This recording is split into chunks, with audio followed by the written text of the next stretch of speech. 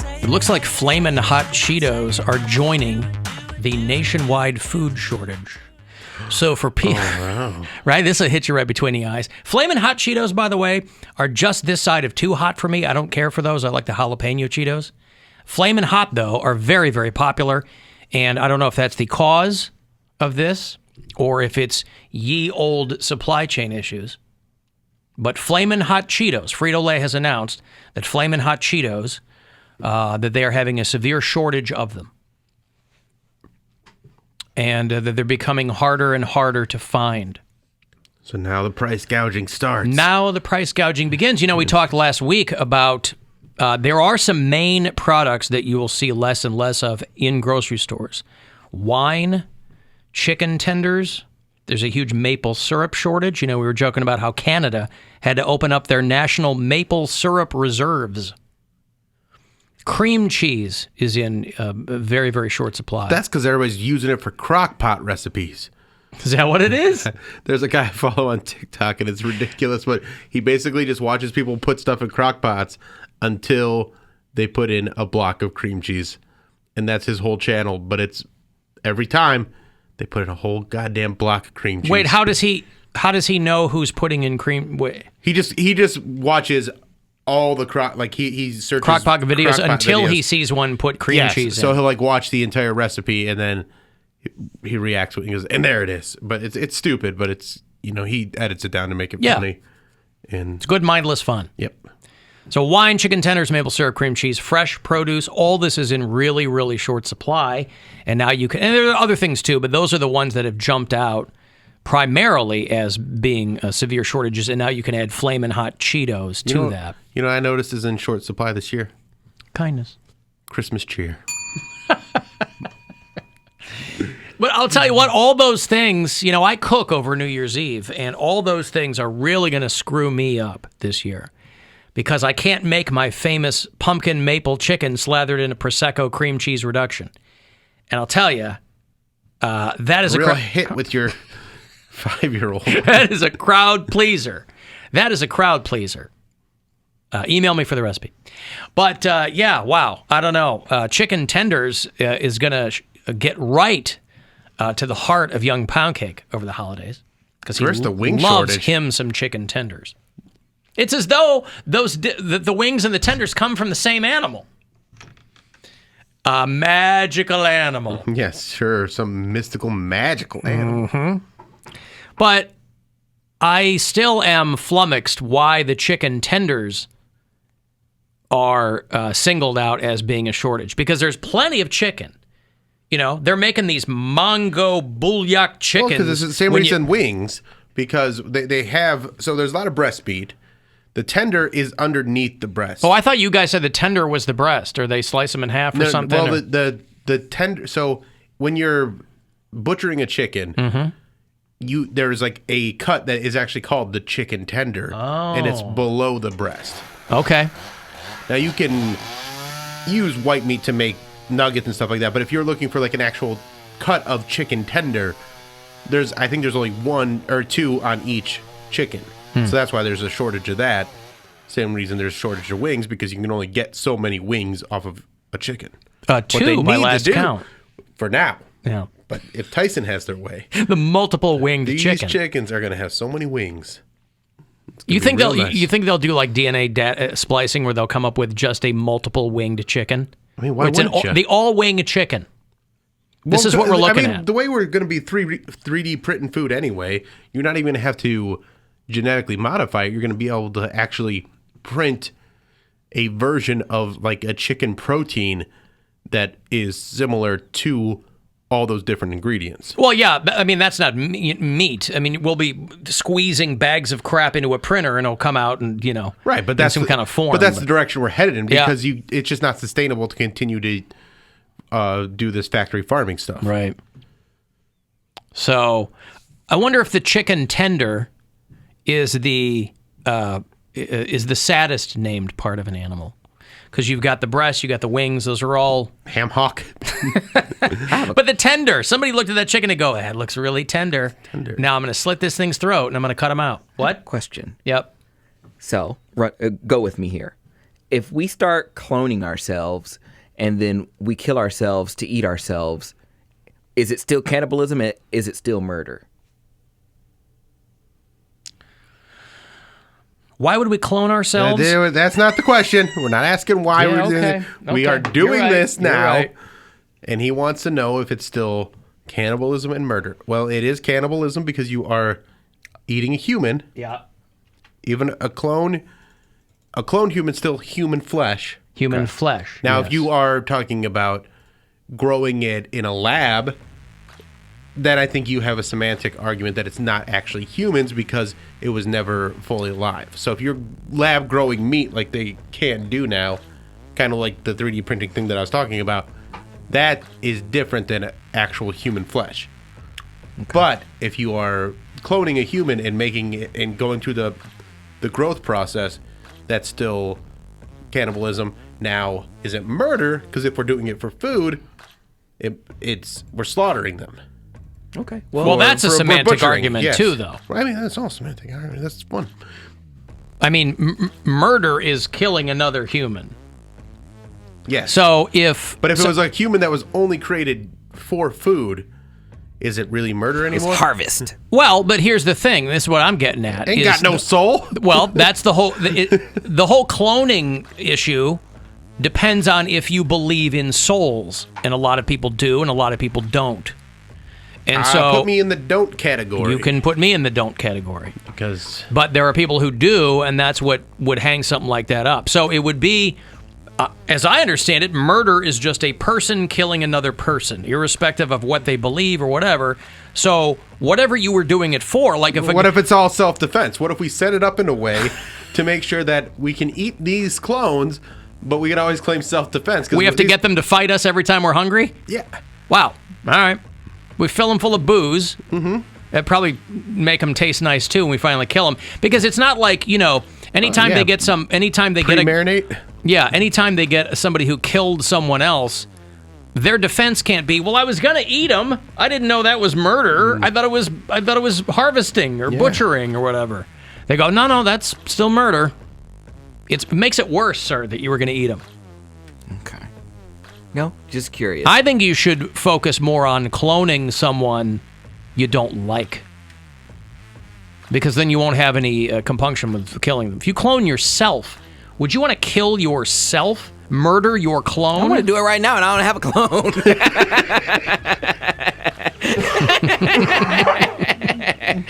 I thought you loved yourself too much. You want to run across the beach into your own arms. Sometimes, man, I'm like, you know what? You're a complicated fella. You love yourself the most. Now He's you're at war with suicidal. himself. Just can't quite figure it out. You want to be fancy, but you don't want to spend money. You don't. You want everything. You don't want to do anything. Like you're just constantly at odds with yourself. He is. He's trying to figure himself out. That's what I'm saying. If I just end it all, everything, nothing is conflicting anymore. Everything's just. But then you'd be so mad if we didn't get your. If we didn't find your suicide note, or we didn't mourn your... You ain't read my obituary? Yeah, we didn't mourn you the correct way. Y'all call this a funeral? Exactly. This food ain't got no seasoning. Well, that's our fault. That's just us. Too many white people, of course. The reason why my food sucks at my funeral is because I befriended too many white people in my lifetime, and they're bringing in, like, tuna casseroles and salads and potato stuff. salad with raisins in it? Yep. No. See, gotta have some soul. That's where the soul comes in. You need soul food if you want to have a soul. You can't have soul food without a soul. No. Huh. All right, well, that's a fundamental problem. Hold on. I had to finish my gummy worm. Mm-hmm. There's a girl, I don't watch this show, but there's a girl named Stephanie Matto, and she's on a show called 90 Day Fiancé. You guys watch that, don't you? You've seen 90 Day Fiancé. I've watched it. I haven't kept up with it. I haven't seen it in a while, but I'm familiar with the concept of the show. This girl has made $90,000 so far selling her farts. Oh, this is the fart lady? Yeah. I know the fart lady. I didn't know she was from 90 Day Fiancé. She sells her farts for $100 a jar. Oh, she's okay, then there's a different fart lady that's selling them for like $1,000 a jar. She says people buy them because she has a good personality and she's hot. Which, boy, that's the full package. You know, I can't tell you how many times in my single days I'd meet somebody. I go, oh, my God, she's lovely. Her personality's fantastic. I'd love to buy her farts. That's always part of the equation. She made $45,000 in 1 week. Oh, my goodness. God bless these women who are able to take advantage of every dumb guy with a couple of bucks on the planet. God bless them. You think I'd be buying our farts? I think my main motivation was money. Nobody would be buying our farts. We don't know that. Not a single person. Let's put. How much would you charge for a fart? I mean, I already give them away free with my cameos, so I'd be kind of counter-programming against myself. That's value added. My farts are value added. You send a fart in a jar with a cameo? No, I fart on the screen, and I go, you're welcome. That's different. Yeah. You need to, we're farting in jars. If we're farting in jars, that's a different thing. How much must she spend on jars? I mean, don't know how big jars, these are. Are they ball jars? I imagine they're little they ball look, jars. Yeah, they look like that size. Yeah, she has made over $90,000 selling them in jars. Oh, this is the girl that I saw on TikTok. Okay. So she, in her TikTok video, I think she says that she sells them for like $1,000, but it looks like she brought the price down. She's giving people a discount now. Maybe they weren't moving at $1,000. Maybe once she dropped them down to $100, it took off. Hey guys, today I'm going to be showing you a day in the life of a girl who sells her farts in a jar. So I like to... I just like how she sets it up. Yeah, she sets it up like she's going to show you how to decoupage or something, you know. Hey guys, I'm going to show you how to make an envelope with jaunty wrapping paper. I do remember this girl because she went to Australia to be with this lady and wouldn't come out as... Oh, she's gay. She didn't... Well, yeah, she was like in a... Oh, that's why guys are buying them. Lesbian farts. She's bisexual. And she wouldn't, even better. She's a scam artist is what she is. I mean... Well, you're not scamming people if they're giving you money. If they're voluntarily giving you money for your farts, you're not scamming anyone. She's not an evangelist who's saying, this is going to get you one step closer to Jesus. She's going, guys, I will fart in a jar, and you give me money for it. God bless America. The entrepreneurial spirit is alive and well, albeit a little stinky. Yeah, she wouldn't tell her mom that she was dating a woman. But she'll tell her mom, I'm selling farts in a jar, Mom. Well, I mean, but she wouldn't tell her mom when they're on a TV show. Like she knows her mom's going to see this eventually.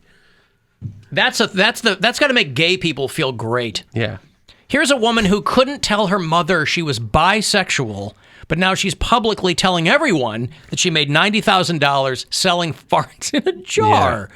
Yeah. Oh my God. You know what I mean? Imagine you're a gay woman.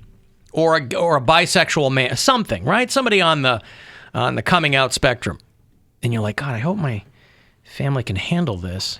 I don't want the stigma. I don't want the stinkma selling my farts. Hey guys, today I'm going to be showing you a day in the life of a girl who sells her farts in a jar. So I like to get things rolling with some beans, a protein muffin. She's got a pretty nice rack, though. She's like a cute girl. She's very I'd never cute, seen her before or anything. And the fart just stays there in the jar until she's done. It's all made up. I mean, you might as well be selling pixie dust in a jar, right? I mean, but pixie dust is... Oh, okay. They're getting a smell when it arrives. Yeah, but you is can't... it still in there? No, you can't capture a fart in a jar. It's gas. It is gas, but it's going to, by the time you ship it and whatever, who knows? Yeah, you probably smell something when you open it up. But here's the thing. When you receive it, you're not going to open it up. This is why it's the perfect, it's not a crime. This is why it's the perfect whatever. Because if you open it, you would ostensibly let it out. Let's say you could capture it in a jar. Somebody buys it from you, you ship it to them. They can't open it. First of all, you'll completely decrease its value. You'll devalue it. You can't open it to confirm there's something in there because it'll escape. It's perfect. Man, yeah. I watched this season. They were very dysfunctional. Her and the lady that she seems to be. She also had an OnlyFans, too. Weird. Sometimes even a yogurt, less sugar is better, some hard-boiled eggs, and today I decided I was going to make myself a protein shake with some yogurt added to it, and I was feeling it for sure. Imagine if your whole, Instagram is full of fitness influencers, of people that are kind of recommending what you should eat to get your regimen up and running or whatever. This girl's entire life has to be figuring out what foods to eat to make her fart the most. Or the most frequently, or the most regularly. And those guys who, we've talked to Mary about this, guys who want to buy panties, they have very specific requests. They're like, how much for something that you've worn at the gym for a week? How much for something that you've only worn once? How much for something that you might have dribbled a little in? Oops. They have very specific tastes for those things. Can you wipe back to front and then put the panties on? You've got to have people, this woman's got to have people that are like, could you send me something after you have, like a Taza chicken salad or something? Can you send me something after you have a whole thing of baba ganoush? Sure. And then I wonder if she labels it. She probably dates it. Wait for those farts to develop. I like to read. I'm very smart, love to read. And then after I'm ready to... I found that when people tell you how smart they are... I mean, she's making $45,000 a week. Well, it doesn't make her smart. So. It makes her gassy. And it makes her a hot chick. You don't have to be smart to sell... any one of us could have given someone the idea. You think Neil deGrasse Tyson is selling his farts? He's a smart guy. Why didn't he come up with this? I would buy a Neil deGrasse Tyson fart. Probably something smart in there. For those farts to develop, I like to read. I'm very smart, love to read. And then after I'm ready to go, I go ahead and, do my work, do my job. I don't need to show you that, guys, but I like to add in little flower petals. I feel like they attach the scent and make it last longer. And when I'm finally finished with my jar, I like to leave a personalized note. Now, why do people buy my farts in a jar? I honestly think it's because I have a really good personality. And also because I'm hot. Mm-hmm. And gee, modest. Well, no, but I mean, she is cute. But also, of course, that's why they're buying them. Of course. But it is pretty genius. I put a flower petal in there. So then the whole thing will smell like a flower petal. They'll go, hey, I wonder if you have anybody try to return it. I wonder if she has a return policy. Anything you buy online, there's got to be some structure to it. And she goes, hey, if you are in any way displeased with what you've purchased, it is $100, not chump change. It's $100 a pop. If I'm curious what her return policy is. Yeah, or if it's all sales are final. Yeah, probably all sales are final. That would make the most sense to me. This is a bean burrito. This is the best you're going to get from me. What a crazy week it's been, she says on Instagram. Thank you for all of the orders. And thank you for all the support and love. She made $50,000 or almost $50,000 in 1 week. But she is really cute. Yeah. She's got a great rack.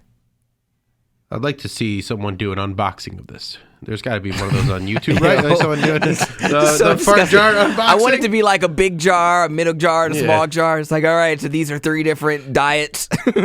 And we're going to unscrew each one and see which one is more potent.